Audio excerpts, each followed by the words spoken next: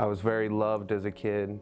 Didn't have much violence, didn't have much arguing involved. Unless they did it behind doors, I didn't see it. And in my home, it was always okay to cry. It was always okay to show your emotions. It was always okay to talk about your feelings. And not a lot of people get that in life. From 3 years old, I'm playing baseball, and it's what I love.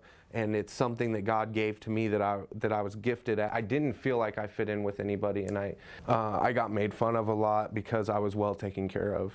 And it was one of my goals to just sought after that until I got into high school, and we were taking my friend's dad's alcohol, and he had some wild turkey, and my friends just wanted to drink beer, but I just needed more, you know, and I couldn't get where I wanted to be. So I just started taking shots of wild turkey, and they were drinking beer, and I was drinking beer, and I was in the bathtub. His mom's trying to wash the puke off me, and there wasn't any thought in my mind that I'm not going to try this again. At that point, I can look back and know that, you know, there's one way that I can tell that I'm an alcoholic, and all the feelings of being less than, I think, affected me way more than I gave it credit for. So I managed somehow to still score a scholarship to play baseball in college. I end up going to this Division II school, and I know that they're going to drug test me. I absolutely 100% know, but I can't stop smoking pot. I can't stop drinking, and I can't even fathom the thought of what a life would look like without it, because at this point I'm almost 5 years in. So many years of drinking every single weekend and smoking pot every single day. I remember starting off the night just very slow, and we get through like a bottle, and then we go to the football house, and we start playing, you know, games and beer pong, and then I don't remember anything after that. Roommate tells me I'm rolling out of bed, pee on our carpet. I smoke a cigarette, and I try to start a fight or something, and I'm argumentative with everybody outside, and I try to fight the campus security, and I end up hitting a tree, and my hand's all messed up, and I told them that they couldn't do anything to me, and you know, fed them the whole, you're just a rent-a-cop, and next thing you know, there's, you know, cherries and berries coming around the corner, and the cop slamming my head on the car, and being handcuffed, and being taken to that jail, and how lonely that felt, you know. Needless to say, though, when I got back from the drunk tank in Fort Wayne, I couldn't swipe my card to get in. So it was done, it was over. And I'm like, how am I gonna get home? My cell phone doesn't even have a battery in it, and at that time, it's not like everybody has a cell phone on them. So at this point, I'm lost.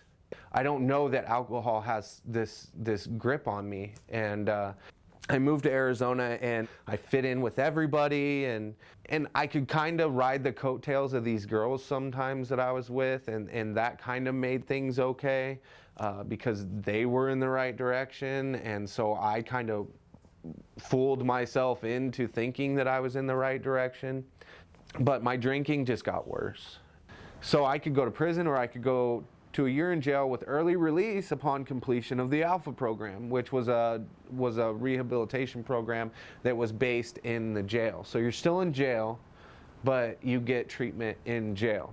I couldn't stand the food, I couldn't stand the people, I couldn't stand, and I resort to what makes me comfortable, and that's mouthing off, and that's getting angry and yelling at you and intimidating you and making you feel worse than I feel. And at that point in Maricopa County Jail in 130 degrees on a top bunk during the middle of the day, because I work third shift and I have to sleep during the day, and I don't like anybody that I'm around, I was very uncomfortable, and I was gonna make you feel way more uncomfortable. They brought meetings to the TENS facility, and we got to go to an AA meeting every week, and there were big books everywhere, man. Like if God wasn't trying to send me something to help me out during that situation, I don't know what he was doing. I look back, and it was like it was catered to, dude, here, look at this, check this out, read this, because this is what's gonna save your life.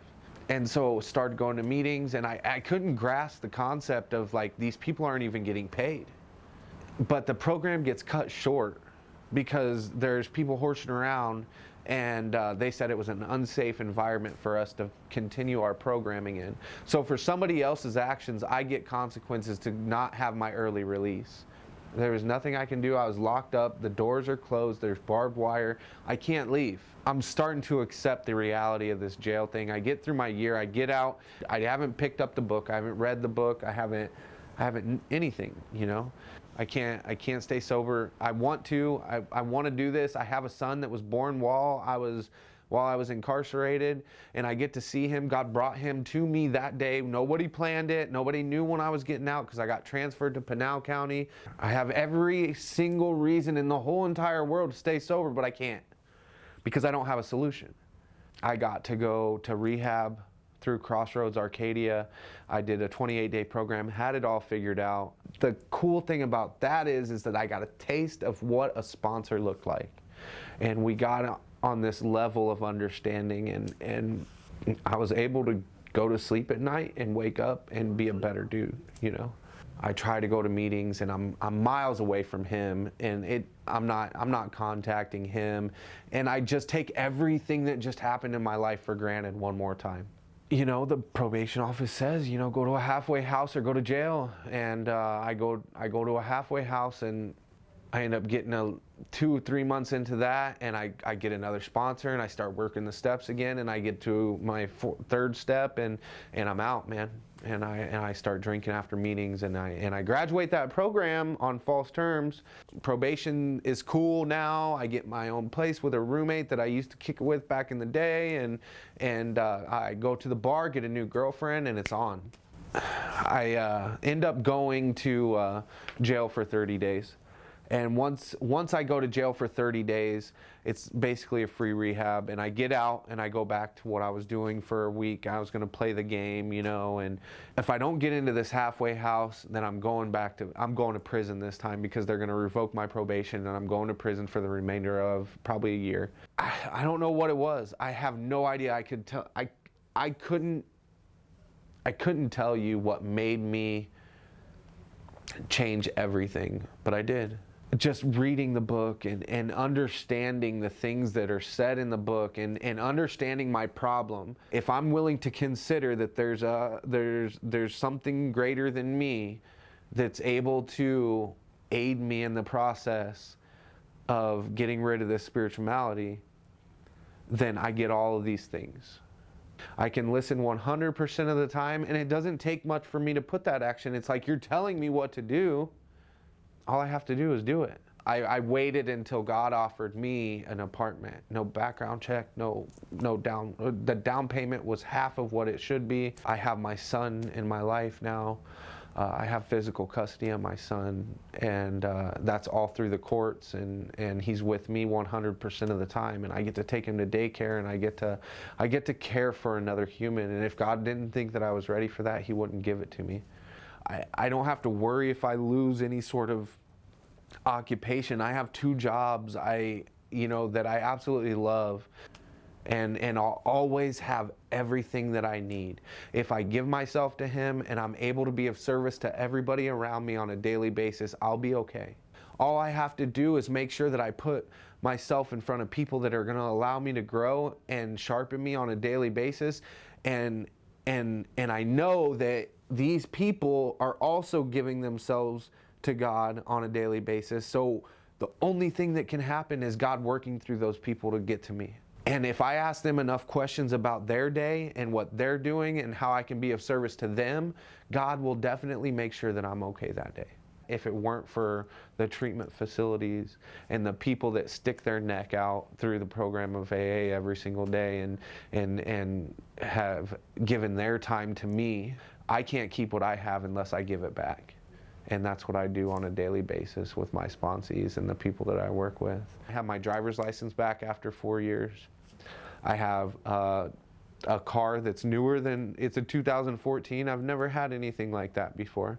Me and my sister grew apart at 26-ish, and we just lost her in August 28th, esophageal cancer. So she was diagnosed, and we lost her in about 6 to 8 months. It was really hard for our family, still is really hard for our family, but I got to be there, and without being able to recover and without being able to live a sober life and a accountable life, I would never been able to be a part of that. And I think that's the most important thing, is that I got through it sober, and I didn't have to drink, and I didn't have to use drugs, and I didn't have to do anything to numb the pain of all of that. Just a lot of heavy prayer. And before she passed away, I got to give her my 1-year chip, and it was one of the best days of my life. I have some guys that I work with in the book. I have a sponsor. I have a home group. It's Wednesday night men's stag at the Mesa Alano Club. To think that I didn't have to go anywhere, I just had to let go.